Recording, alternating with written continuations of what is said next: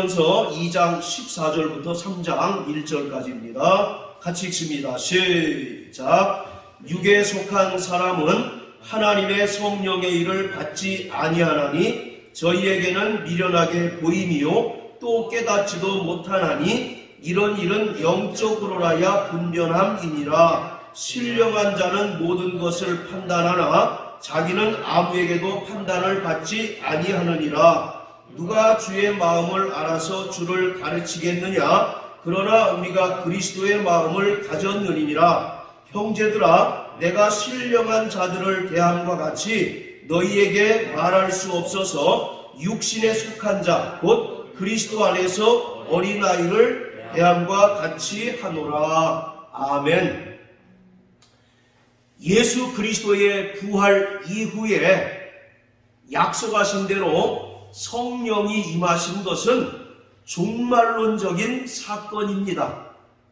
이것은 종말의 시대가 이미 도래했다는 사실을 입증하는 것과 동시에 종말의 완성을 보증하는 것입니다. 다시 말하면 아직 종말은 완성되지 않았지만 이미 종말이 시작되었다라고 하는 것입니다.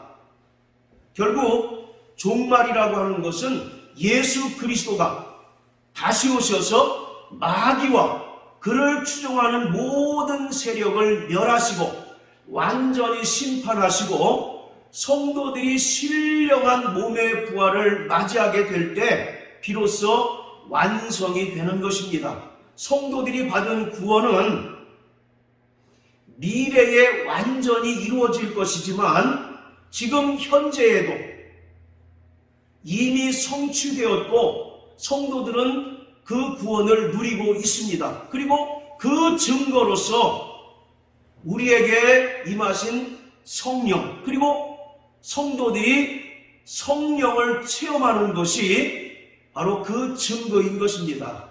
뿐만 아니라 성도들은 성령으로 말미암아 하나님의 나라를 이 땅에서도 미리 맛보고 있습니다. 로마서 14장 17절에 보면 하나님의 나라는 먹고 마시는 것이 있는 것이 아니라 오직 성령 안에서 의와 평강과 희락이라고 말씀하고 있습니다. 자, 이와 같이 성령이 임하신 것은 종말론적인 사건인데 오늘 사도 바울은 이러한 성령의 종말론적인 역할을 세 가지 비유를 통해서 우리에게 설명하고 있습니다. 자, 그 첫 번째가 뭐냐면 로마서 8장 23절을 다 같이 한번 보십니다. 로마서 8장 23절 우리 같이 읽겠습니다. 자, 시작. 이뿐 아니라 또한 우리 곧 성령의 처음 익은 열매를 받은 우리까지도 속으로 탄식하여 양자 될 것 곧 우리 몸의 구속을 기다리느니라. 바로 성령이 곧 처음 익은 열매라고 이렇게 이야기합니다. 과거 구약의 이스라엘 백성들은 1년 동안 농사를 하고 추수를 하는데 그 첫 곡식단을 제사장에게로 가져와서 여호와 하나님께서 연락하도록 그 곡식단을 들고 흔듭니다. 그것을 요제라고 하는데 그와 같이 성령이 처음 익은 열매라고 하는 것은 성령이 성도들이 받은 그 구원을 영원히 보증하신다라고 하는 것입니다. 그래서 성령 안에서 성도들은 하나님의 사랑과 기쁨, 평안을 누리고 또 성령으로 말미암아 하나님의 자녀로서 하나님과 인격적인 관계를 누리며 살아가게 된다는 것을 말하고 있어요. 바로 예수 그리스도는 영원 전부터 하나님의 아들이시지만 우리 성도들은 본래는 마귀에게 속한 진노의 자녀들이었습니다. 그랬던 자들이 예수 그리스도의 은혜로 말미암아 하나님께 양자되었습니다. 그래서 23절에도 보면 양자 될 것 이렇게 얘기하잖아요. 바로 입양된 아들이라고 한 겁니다. 예수 그리스도는 영원전부터 하나님의 아들이셨지만 우리는 과거에 마귀에게 속한 진노의 자녀이었다가 예수 그리스도의 은혜를 믿음으로 말미암아 하나님의 양자, 즉 입양된 아들이라고 하는 겁니다. 그런 자들에게 하나님께서 처음 익은 열매인 성령을 부어주심으로 말미암아 우리를 하나님의 자녀로 대우하셨고 또 하나님의 자녀들이 받은 그 구원을 영원히 보증하신다라고 하는 겁니다. 그리고 또 고린도전서 15장에 보면 예수를 부활의 첫 열매라고 이와 같이 이야기하죠.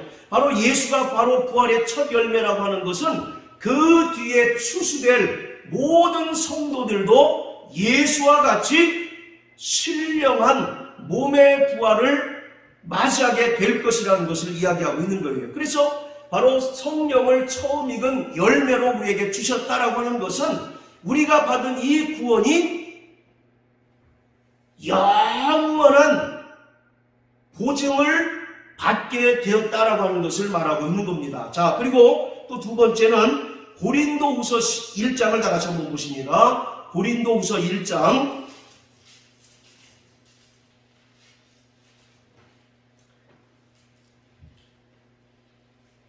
자 21절 22절로 다 같이 한번 읽습니다. 시작. 우리를 너희와 함께 그리스도 안에서 견고케 하시고 우리에게 기름을 부으신 이는 하나님이시니 저가 또한 우리에게 인치시고 보증으로 성령을 우리 마음에 주셨느니라. 자 22절 시작. 저가 또한 우리에게 인치시고 보증으로 성령을 우리 마음에 주셨느니라. 자 두 번째 비유는 인치셨다라고 하는 겁니다. 자 따라서 인치셨다. 인치셨다라고 하는 말은 도장을 찍는다는 의미를 말합니다. 이것은 어떤 사람의 소유권을 이야기하고 있는 거예요. 짐승들이 섞여 있을 때 어떤 짐승이 내 것인지를 식별하기 위해서 해놓은 표시가 바로 인입니다. 마찬가지로 성령으로 우리를 인치셨다라고 하는 것은 하나님께서 구원받은 성도들을 자기의 소유로 삼으시고 또 끝까지 책임지시고 끝까지 보호하신다라고 하는 것을 의미하고 있어요.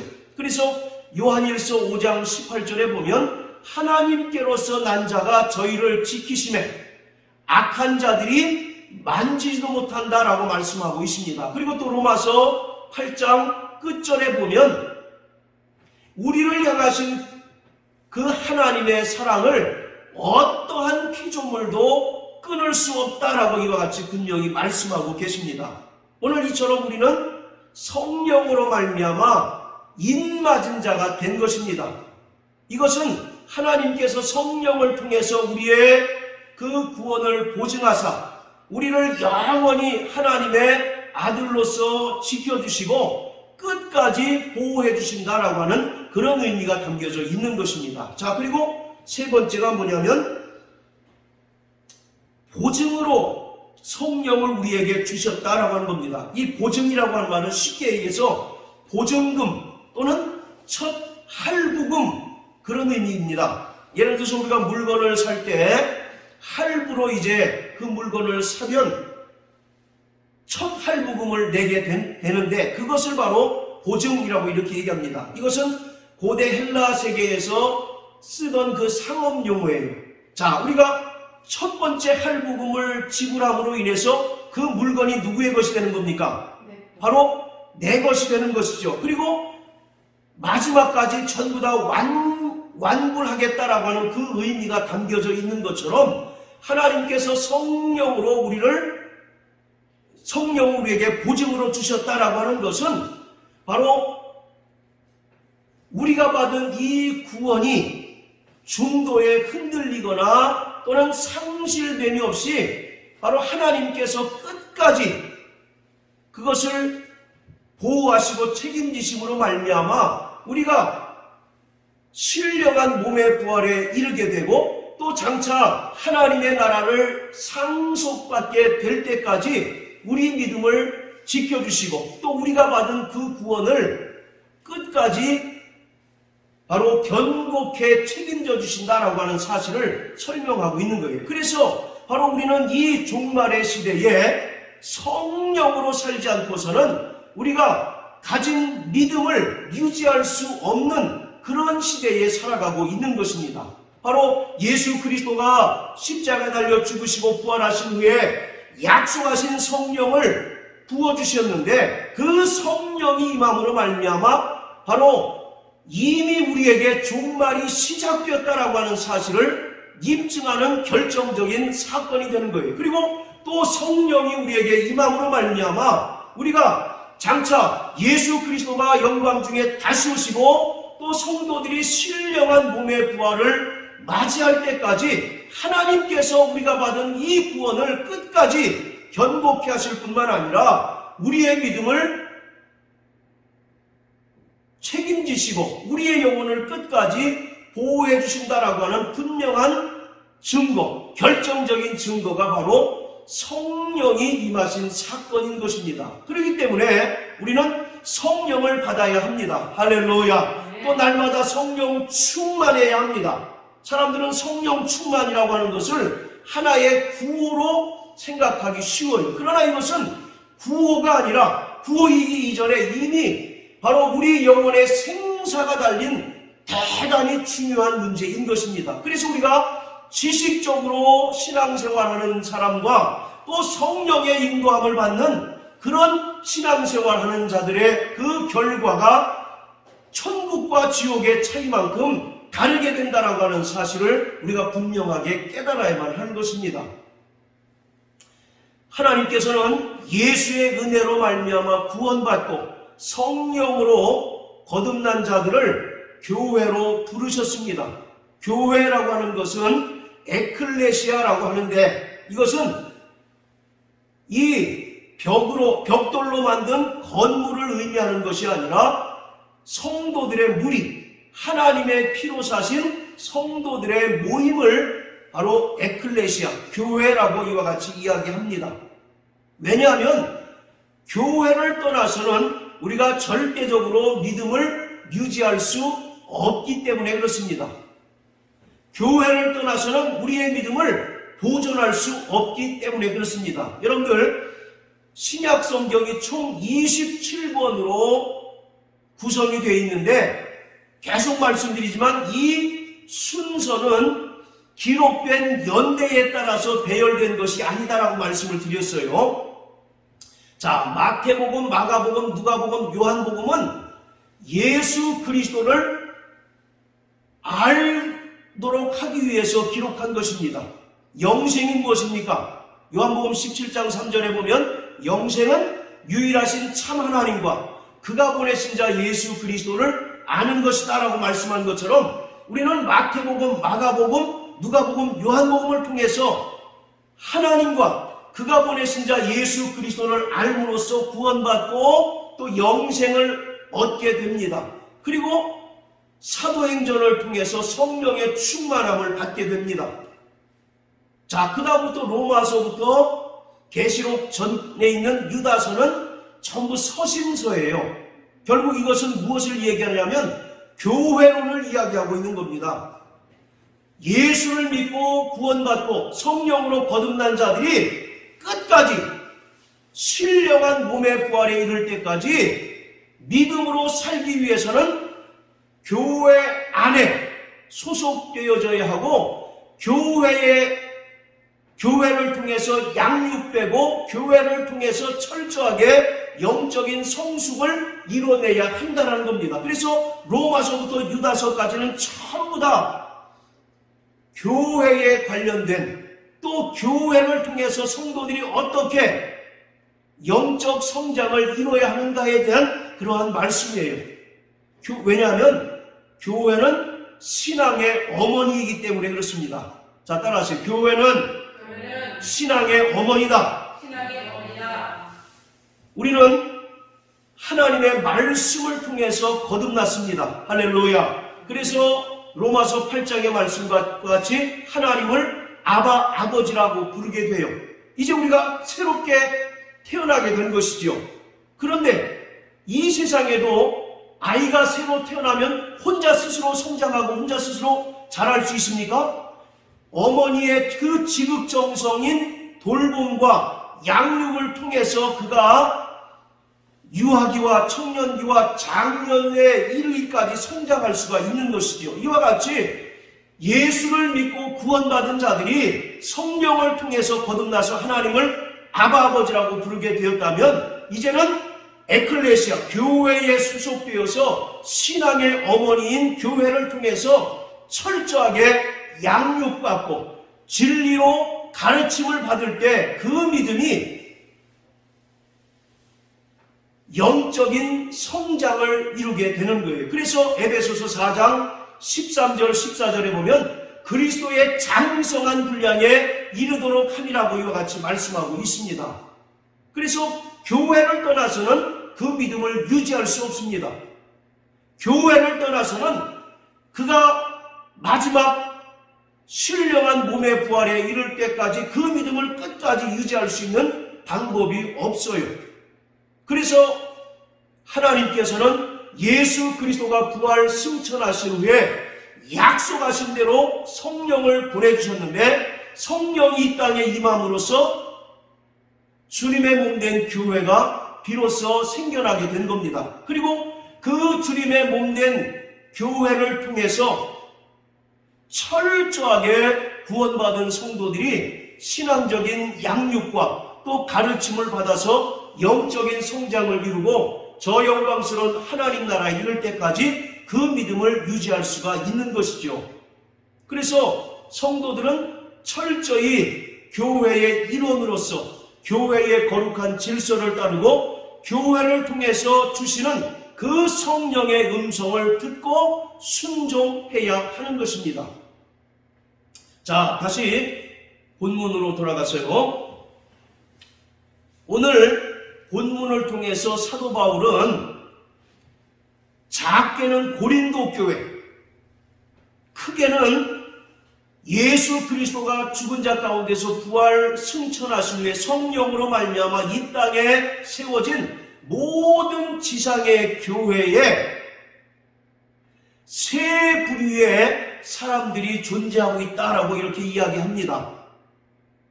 자, 그 첫 번째 부류의 사람들이 누구냐면 2장 14절에 보면 육에 속한 사람들이 있습니다.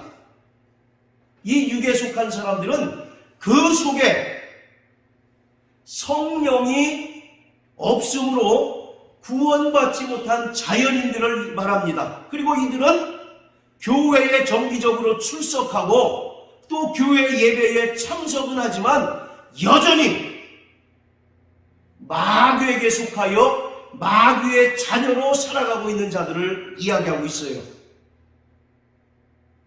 자, 그리고 두 번째 부류의 사람들이 3장 1절 그 하반절에 보면 또 육신에 속한 자 이런 말 있죠. 2장 14절에 육에 속한 사람들과 분명히 구별되는 사람들입니다. 우리 한글로는 똑같은 의미를 가지고 있지만 나중에 또 말씀드리겠지만 그 헬라어 원문에는 분명히 구별이 됩니다. 자, 그래서 3장 1절에 육신에 속한 자는 누구냐? 예수를 믿고 구원받았습니다.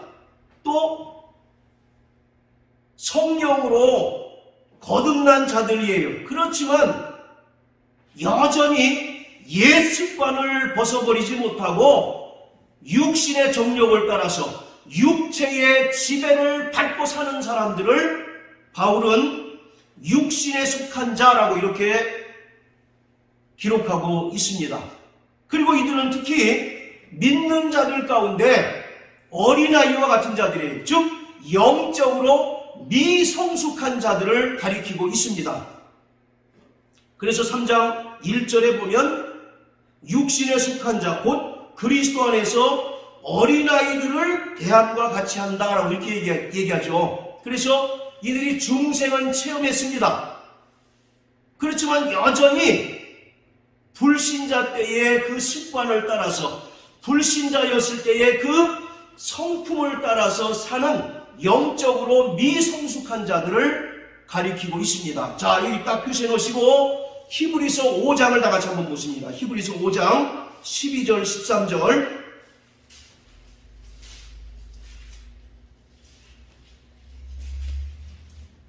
자, 다 같이 읽습니다. 시작. 때가 오래므로 너희가 마땅히 선생이 될 터인데 너희가 다시 하나님의 말씀의 초보가 무엇인지 누구에게 가르침을 받아야 할 것이니 젖이나 먹고 단단한 식물을 못 먹을 자가 되었도다. 대저 젖을 먹는 자마다 어린아이니 의의 말씀을 경험하지 못한 자요. 대저 젖을 먹는 자마다 어린아이니 의의 말씀을 경험하지 못했다라고 이렇게 얘기합니다. 그러한 자들이 영적으로 미성숙한 자들, 이들이 예수의 은혜를 믿음으로 말미암아 구원받고 성령으로 거듭난 체험은 했지만 여전히 하나님의 의의 말씀을 경험하지 못해서 영적으로는 여전히 어린아이, 미성숙한 상태로 있어서 과거 썩어져가는 그 구습을 쫓아 살고 예습관을 따라 살아가는 자들, 그러한 자들을 바로 바울은 고린도전서 3장 1절 하반절에서 육신에 속한 자라고 이렇게 이야기합니다. 자, 다시 본문으로 돌아가서요. 그리고 세 번째 불의의 사람이 누구냐? 2장 15절과 3장 1절 상반절에 나오는 신령한 자. 따라서 신령한 자. 네, 바로 이 신령한 자. 이 신령한 자라고 해서 완전한 자가 완전한 자를 의미하는 것이 아닙니다. 이 세상에 완전한 자가 어디 있겠습니까? 심지어 로마서 7장에도 보면 그 사도 바울도 정말 우호라 곤고한 자로다. 누가 이 사망의 법에서 나를 건져내랴 이와 같이 탄식하잖아요. 그리고 또 사도 바울이 날마다 죽노라라고 고백하지 않습니까? 여러분들 날마다 죽는다는 얘기가 무슨 뜻이겠습니까? 날마다 사도 바울조차도 정욕과 싸우고 있다라고 하는 것을 이야기하지 않았겠습니까? 만약에 그가 나는 완전히 죽었다라고 한다면 더 이상 죄와 싸울 필요가 없겠죠. 그러나 날마다 싸운다고 그래요. 날마다. 그러니까 날마다 아무리 위대한 사도고 하나님의 신실한 종이라 할지라도 육체가 있는 동안 여전히 육체의 정욕으로 인하여 끊임없이 우리 안에서 치열한 영적인 대결이 이루어진다는 거죠. 그래서 신령한 자라 할지라도 결코 완전할 수는 없습니다. 그래서 죄의 정욕으로 인하여 또는 악한 영들의 공격으로 인하여 잠시 흔들릴 수는 있어요. 그렇지만 이 신령한 자들은 성령으로 거듭났을 뿐만 아니라 날마다 하나님과 동행하고 또 성령의 음성을 듣고 성령의 인도함을 받으며 성화의 삶을 살아가는 자들을 가리키고 있는 것입니다. 아까도 말씀드렸던 것처럼 2장 14절에 육에 속한 사람, 그리고 3장 1절에 보면 육신에 속한 자, 우리 한글로는 똑같은 의미 아니에요. 그렇지만 헬라어 원문에는 분명하게 구분하고 있습니다. 자, 사도 바울이 왜 고린도 교회 안에 영적으로 이렇게 세 부류의 사람들이 있다라고 이렇게 이야기했을까요? 이것은 고린도 교회 내에 이러한 영적으로 세 부류의 사람들로 인하여 많은 문제와 갈등들이 있다라고 하는 사실을 우리에게 설명하고 있는 것입니다. 이 고린도 교회는 본래 바울이 개척한 교회입니다. 그런데 이 고린도 교회에 큰 여러 가지 문제가 있어요. 첫째는 고린도 교회가 4개의 파당으로 나뉘었습니다. 나는 예수님파, 나는 바울파, 나는 게바파, 나는 아볼로파, 이렇게 4부류의 파당으로 나뉘었습니다. 그리고 또 고린도전서 5장에 보면 어떤 청년이 자기 아버지의 그 부인 계모와 부적절한 관계를 맺음으로 인해서 출교하는 그런 사건이 나옵니다. 이것처럼 고린도 교회는 파당의 문제, 그리고 성적인 문제가 있었고, 또 그리고 8장 이후에 보면 우상에게 드려진 제물을 먹는 문제로 인해서 고린도 교회가 또 대단히 시끄러웠어요. 그리고 12장부터 보면 성령의 은사를 활용하는 문제로 인해서 또 고린도 교회가 엄청난 갈등과 또 문제들로 시끄러웠습니다. 사도 바울은 그런 이야기들을 브리스길라와 아굴라를 통해서 고린도 교회의 소식을 전해 들었어요. 그리고 나서 그것에 대한 해답으로 기록한 것이 고린도 전후서입니다. 그런 배경하에서 사도 바울이 고린도 교회 내에 이렇게 세 부류의 사람이 존재하고 있다는 얘기는 그런 사람들로 인해서 교회의 문제와 갈등이 생길 수밖에 없다는 것을 이야기하고 있어요. 그러면서 결론적으로 하는 얘기가 뭐냐? 모두가 다 신령한 자가 될 때 교회의 그 문제와 갈등들이 해결될 수 있다라고 하는 사실을 우리에게 보여주고 있는 겁니다. 자, 그런데 오늘 이러한 문제가 고린도 교회만의 문제겠느냐고요. 이 지상에 세워졌던 모든 교회가 정도의 차이가 있지만 다 이런 문제로 인해서 어려움을 겪고 있는 것입니다.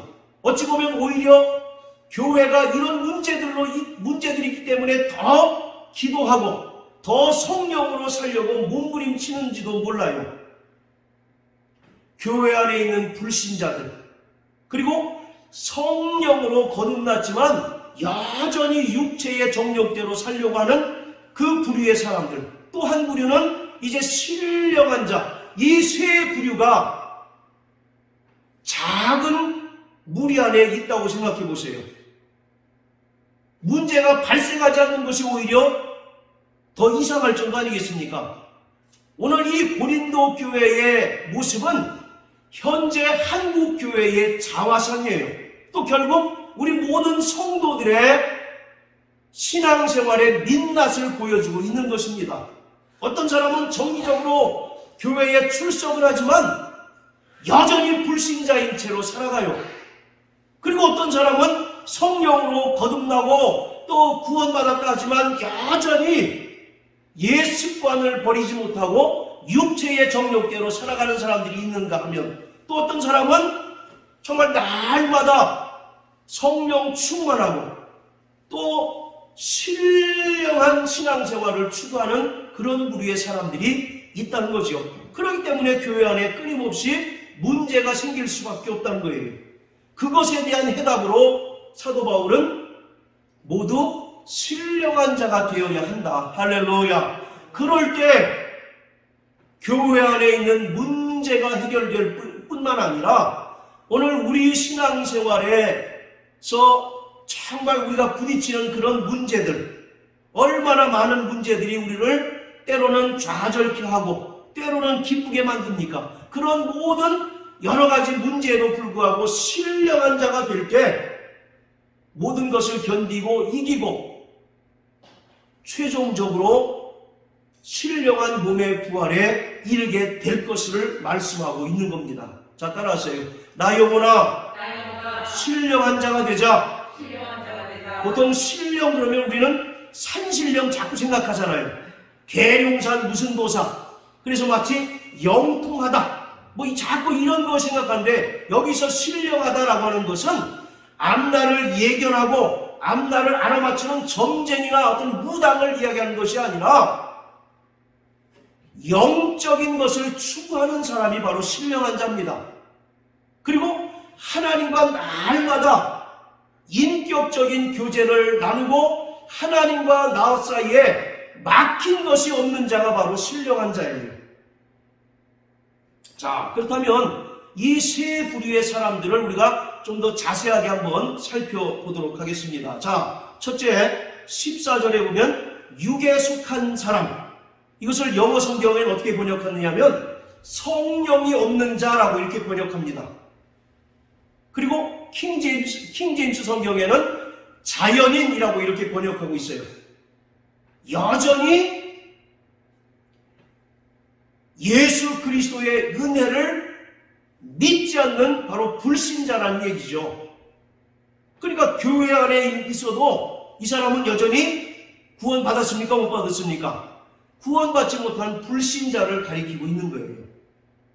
이들은 성령으로부터 진리를 받지 못해서 구원받지 못한 자연인, 그리고 또 동물적인 사람으로서 하나님의 나라에 들어갈 수 없습니다.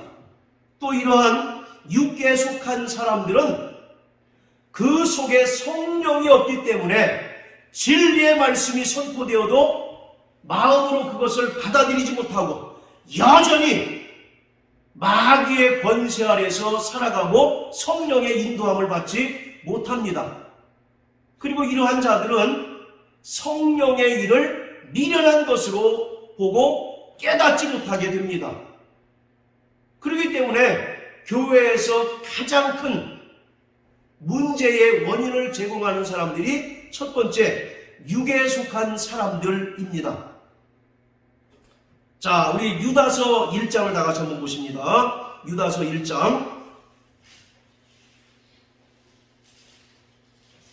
19절 같이 읽습니다. 시작. 이 사람들은 당을 짓는 자며 육에 속한 자며 성령은 없는 자니라. 이것이 바로 육에 속한 자들, 교회 안에 불신자들의 행태, 교회 안에 불신자들의 모습이 바로 이와 같다는 겁니다. 불신자들, 그러면 우리는 보통 교회 밖에 있는 사람들을 연상하기 쉬운데 교회 안에도 얼마든지 구원받지 못한 불신자들이 있다는 겁니다. 그들은 성령이 그 안에 없어요. 그렇기 때문에 진리의 말씀을 들어도 깨닫지 못하고, 그리고 성령의 일을 미련하게 보고 또 성령의 일을 깨닫지 못함으로 성령의 일을 거스리고 또 성령의 일을 반대하는 그런 자들이 되고 만다는 겁니다. 그래서 그런 자들의 특징은 뭐냐면 첫째, 당을 짓는 겁니다. 아까 고린도 교회에 4개의 당이 있다고 말씀을 드렸죠. 예수님파, 바울파, 게바파, 아볼로파, 이렇게 4개의 당이 있어요. 교회 안에서 가장 금해야 할 사항 중에 하나가 뭐냐면 당 짓는 겁니다. 당을 짓게 되면 교회는 반드시 깨어지게 되어 있습니다. 주님이 가장 싫어하시는 죄가 뭐냐? 주님의 몸된 교회를 깨는 것을 가장 싫어하셔요. 그렇기 때문에 바로 신약에서 주님의 몸된 교회 안에서 당 짓는 것을 가장 싫어하십니다. 근데 육에 속한 사람들은 그 일을 하는 거죠. 왜냐? 성령의 일을 미련하게 보고 성령의 일을 깨닫지 못하기 때문에 그렇습니다. 자, 그리고 두 번째 뭐냐면 육에 속한 자며, 육에 속했다라고 하는 것은 육체의 정욕대로 살아간다는 것을 이야기하고 그 안에 성령이 없다라고 이렇게 얘기합니다. 아까 육에 속한 사람을 영어 성경에는 성령이 없는 자라고 번역하고 있다고 말씀드렸죠. 이와 같이 육에 속한 자, 즉 교회 안에 불신자들은 당 짓는 것을 좋아하고 또 여전히 육체의 정욕대로 살고 결정적으로 그 안에 성령이 없다라고 이렇게 이야기하고 있습니다. 자, 다시 고린도전서 2장으로 돌아가서요. 3장 1절에 보면 육신에 속한 자, 이 두 번째 이 불의의 사람들, 육신에 속한 자, 이것을 영어 성경에는 어떻게 번역했느냐 하면 세속적이고 영적으로 미성숙한 자, 유아 같은 자라고 이렇게 이제 번역을 하고 있습니다. 말씀드린 것처럼 이 사람들은 성령으로 중생을 체험했어요. 예수의 은혜로 구원받은 자녀가 되었습니다. 그럼에도 불구하고 성령의 지배를 받지 않고 자연인의 본성을 따라 삶으로써 자기 육신적 기준대로 판단하고 육신적 기준대로 행동하는 바로 그러한 자들 이야기합니다. 그들도 분명히 성령을 받았기 때문에 하나님의 지혜와 지식이 있어요. 그럼에도 불구하고 이 사람들은 하나님의 지혜와 하나님의 지식보다 자기의 세상적인 지식, 세상적인 경험을 더 중시 여기고 그 세상적인 지혜와 세상적인 경험을 더 앞세우기 때문에 교회 안에서 문제를 일으킬 수밖에 없는 그런 부류의 사람들입니다. 이들은 철저하게 불신자 때의 성품, 불신자 때의 그 습관을 버리지 못해서 여전히 영적인 미성숙자로 살아가고 있는 자들을 말합니다. 이런 자들을 향해서 바울은 뭐라고 얘기하냐면 너희는 성령을 근심케 한다라고 이렇게 얘기합니다. 뭐 한다고요? 성령을 근심케 합니다. 성령은 우리를 도우러 오신 분이십니다. 할렐루야. 우리에게 더 큰 은사를 주시고 우리에게 더 큰 믿음을 주셔서 정말 이 죄악으로 관영한 또 많은 고난에도 불구하고 모든 것들을 이기고 승리케 하도록 도우시는 분이 바로 성령이신데 우리 안에 내주하시는 성령이 여전히 우리가 과거와 단절되지 않은 그런 삶, 그런 모습으로 살아감으로 인해서 내 안에 계신 성령이 탄식하시고 아무 일도 하지 못하시는 거예요. 그것을 바로 성령이 근심한다라고 이렇게 표현하고 있습니다. 자, 우리 에베소서 4장을 다 같이 한번 보십니다.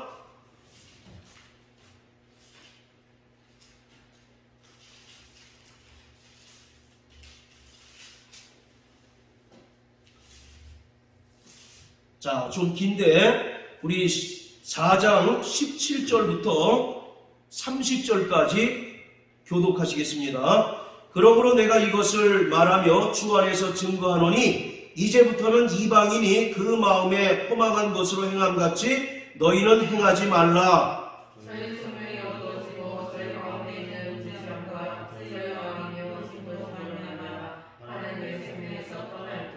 저희가 감각 없는 자 되어 자신을 방탕에 방임하여 모든 더러운 것을 욕심으로 행하되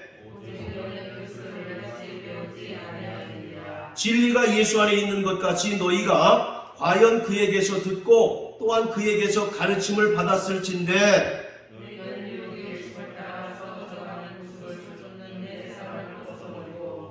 오직 심령으로 새롭게 되어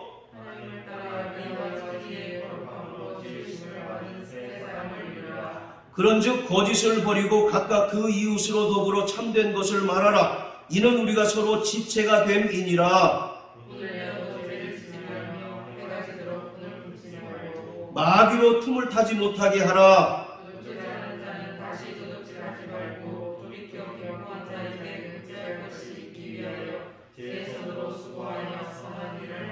무릇 더러운 말은 너희 입 밖에도 내지 말고 오직 덕을 세우는데 소용되는 대로 선한 말을 하여 듣는 자들에게 은혜를 끼치게 하라.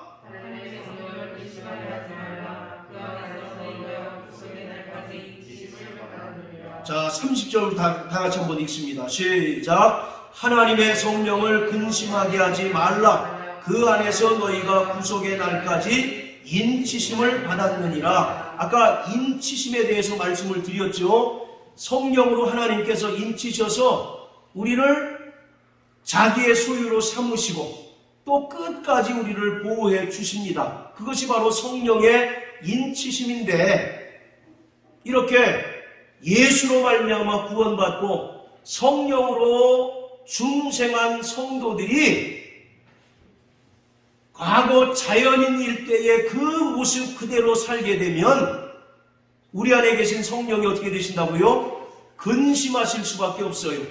또 그러면 우리를 아무런 도움을 주실 수 없습니다. 결국 그런 자는 하나님의 나라를 유업으로 받을 수 없습니다.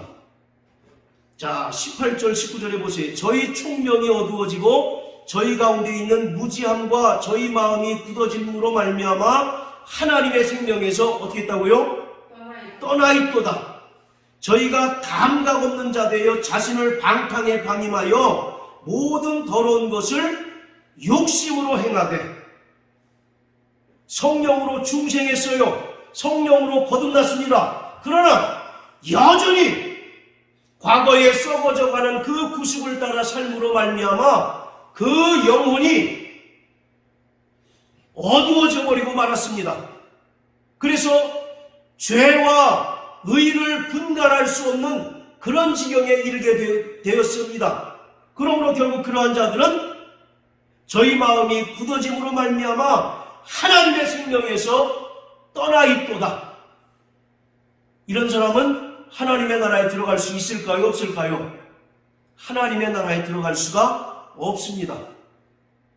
오늘 이와 같이 우리가 정말 성령으로부터 진리를 받고 우리의 영이 맑은 상태를 유지해야 됨에도 불구하고 죄로 인하여 또 육체의 정욕대로 살다가 그만 우리의 영안이 어두워지고 하나님의 음성을 들을 수 있는 귀가 닫힘으로 말미암아 세상 음성을 듣고 따르고 여전히 죄 가운데 헤매는 많은 사람들이 있다는 거죠. 여러분들 마태복음 6장 22절 23절에 보면 눈은 온몸에 등불이니 그 눈이 성하면 얼마나 밝겠느냐. 그러나 그 눈이 어두우면 온몸이 어두울 것이다 라고 이와 같이 말씀하잖아요. 여기서 이 눈이라고 하는 것은 우리 육신의 눈이 아니라 바로 영혼을 가리키고 있습니다.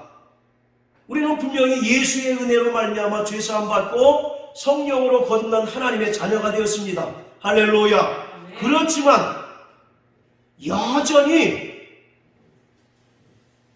육신에 속한 자는 옛 습관대로 살아갑니다. 과거의 모습대로 살아가기 때문에 죄로 인하여 그 눈이 가리워지고 귀가 어두워져 버리고 말았습니다. 그리고 그 사람 속에 내주하시는 성령이 아무런 영향력도 행사할 수 없고 도울 수 없는 그런 지경에 이르게 됨으로 말미암아 이런 사람은 최종적으로 하나님의 생명에서 떠날 수 있다는 얘기입니다. 자, 우리 또 고린도전서 6장 한번 다 같이 보세요. 고린도전서 6장.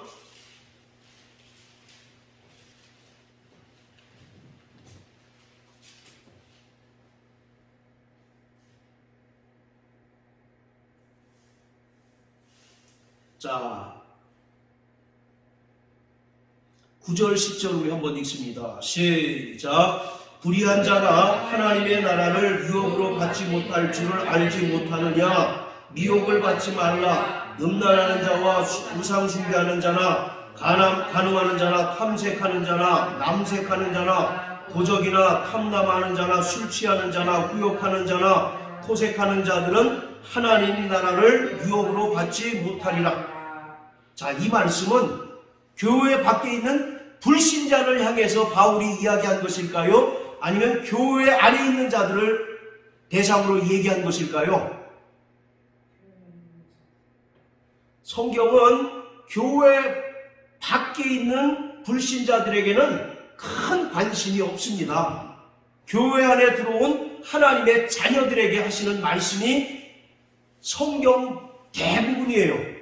그래서 이 말씀도 우리가 예수를 믿고 구원받고 성령으로 말미암아 중생한 자들 가운데 이러한 죄악 가운데 살아가는 자들, 그리고 회개하지 않고 여전히 그 모습으로 살아가는 자들을 향해서 말하고 있습니다. 이러한 자들은 하나님의 나라를 유혹으로 받을 수 없다라고 이렇게 얘기하잖아요. 자, 또 우리 갈라디아서 5장을 한번 다 같이 보십니다. 갈라디아서 5장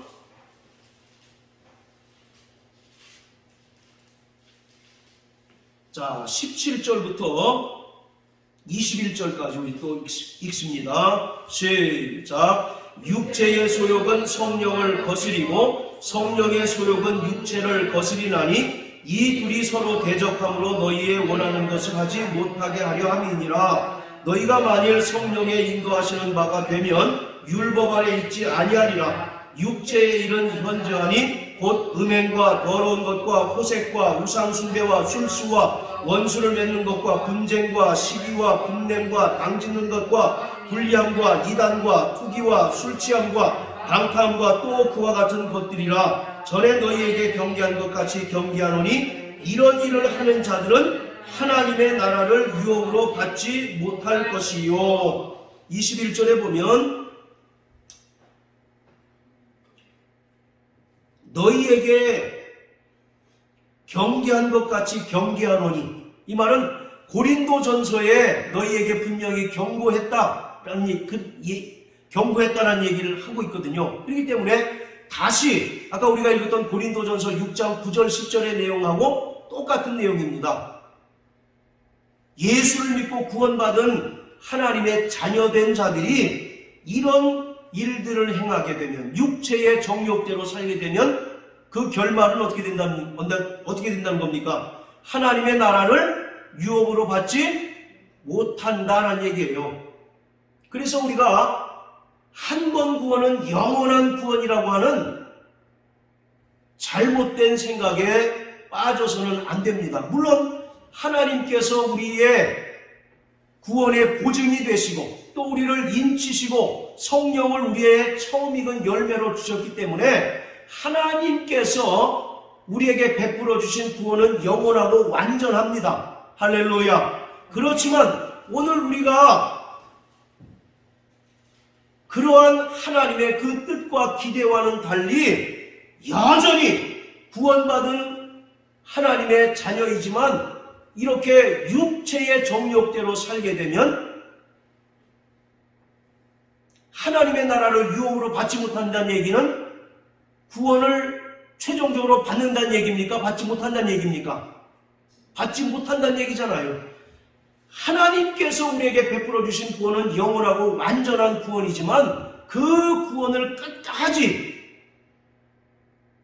유지하고 보존하는 것은 바로 우리가 성령으로 말미암아 하나님의 인도하심을 따라 살아갈 때 그것이 가능한 것이에요. 할렐루야. 따라하세요. 나 영혼아 신령한 자가 되자.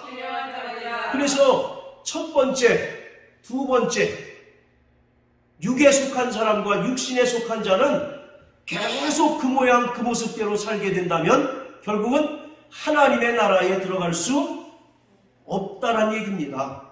자, 그렇다면 이제 세 번째 부류, 신령한 자들은 어떤 자들일까? 영어 성경에는 영적인 사람이라고 이렇게 번역을 했습니다. 육체적인 것을 추구하는 것이 아니라 바로 영적인 것을 추구하는 사람이라는 뜻이죠. 이것은 육신에 속한 자와 정반대의 개념으로 우리가 이해를 하시면 돼요. 어떤 어려움과 고난에도 불구하고 날마다 성령의 인도를 받고 성령의 음성을 듣는 자를 이야기합니다. 그리고 신령한 자는 모든 것의 판단 기준은 하나님께서 성령으로 말미암아 주신 지혜인 것입니다. 그렇기 때문에 날마다 하나님의 계시인 이 기록된 말씀에 의존하고 기록된 말씀을 조차 살려고 몸부림을 치는 거예요. 따라서 이러한 자들은 모든 것을 판단할 수 있는 영적인 지혜와 지식이 있습니다. 그리고 아무에게도 판단을 받지 않습니다. 신령한 자는 하나님의 모든 진리를 온전히 깨닫고 또 영적인 눈이 밝아서 더 이상 세상 신에 의하여 미혹당하지 않습니다.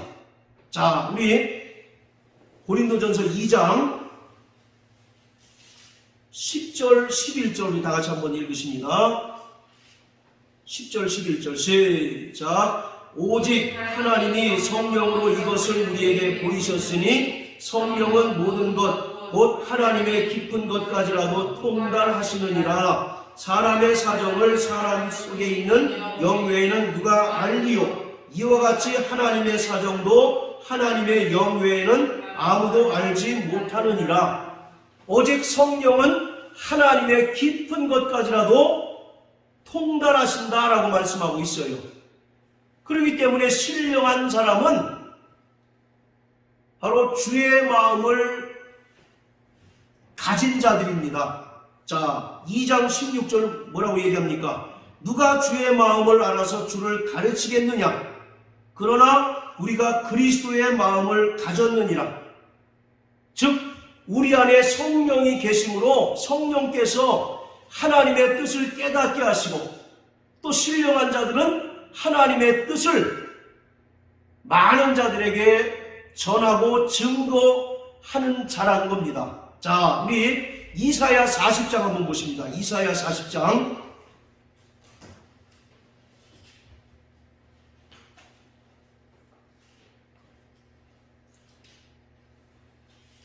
자, 13절, 14절.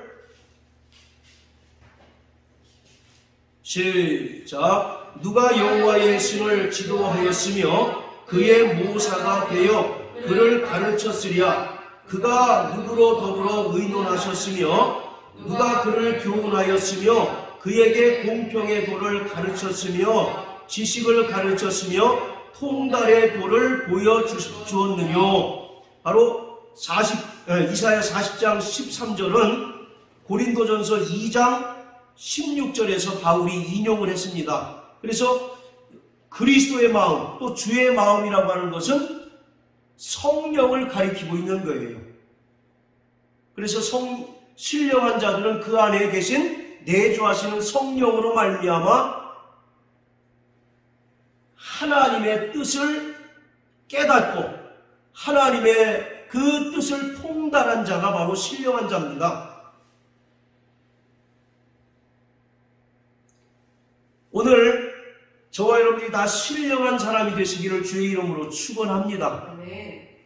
그리스도인이라 하면서도 또 예수 믿고 구원받은 사람이라 할지라도 바로 육체의 정욕대로 살게 되면 하나님의 나라를 유업으로 받지 못하고 종말의 완성 때에 영광스러운 신령한 몸의 부활에 참여할 수 없습니다. 오늘 사도 바울이 고린도 교회에 있는 사람들을 이렇게 세 부류로 나눠서 설명하고 있는 것은 모두 신령한 자가 되기를 원하는 간곡한 바람이 있기 때문에 그렇습니다. 신령한 자가 아니고서는 이 세상에 하나님 뜻대로 살고 그 믿음을 끝까지 유지할 수 있는 사람이 없기 때문에 그렇습니다. 할렐루야.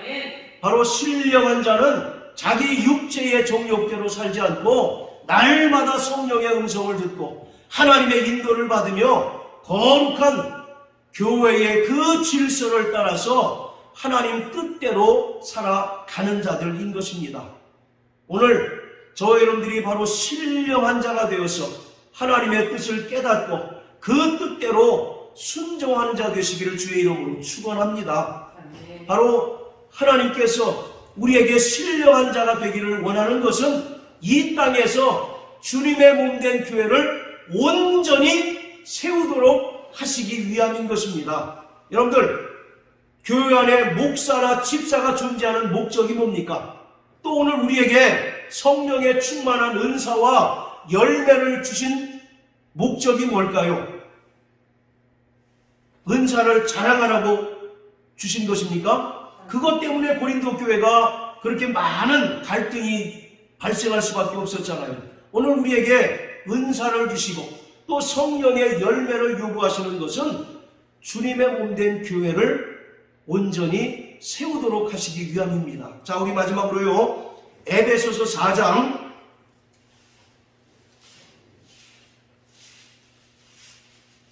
12절 13절입니다.